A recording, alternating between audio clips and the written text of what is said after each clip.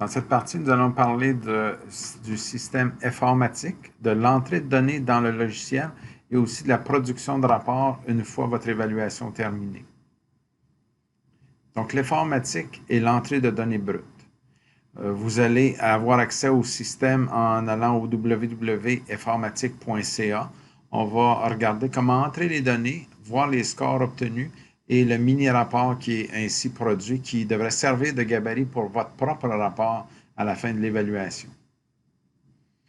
Tout d'abord, vous allez entrer dans le système, vous allez voir la page d'accueil, vous allez avoir accès, vous cliquez sur « Accès » qui va vous donner accès à vos données si vous avez déjà inscrit certains de vos élèves. Une fois que vous avez accès, vous allez passer à la procédure d'entrée de données par étapes. Vous entrez d'abord les données personnelles.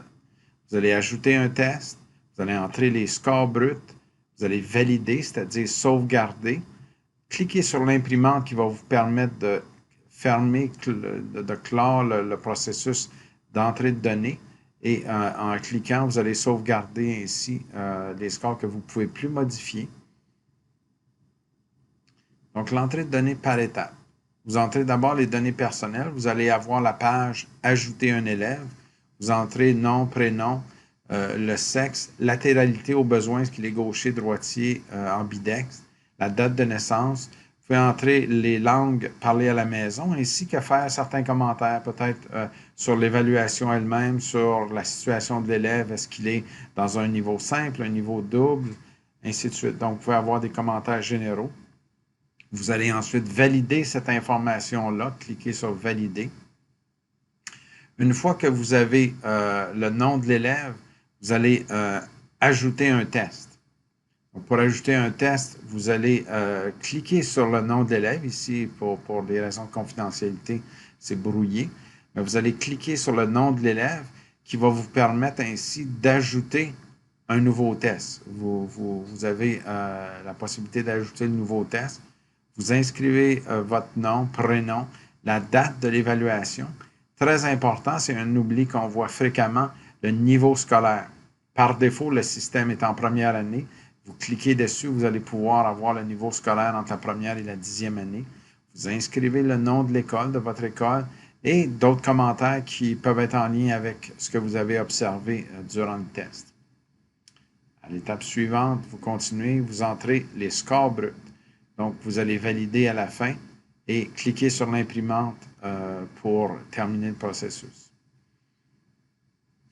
Donc, à cette page-ci, vous avez le nom de l'examinateur, vous avez la date de l'évaluation, le niveau scolaire, et vous allez entrer les données brutes à chacun des sous-tests.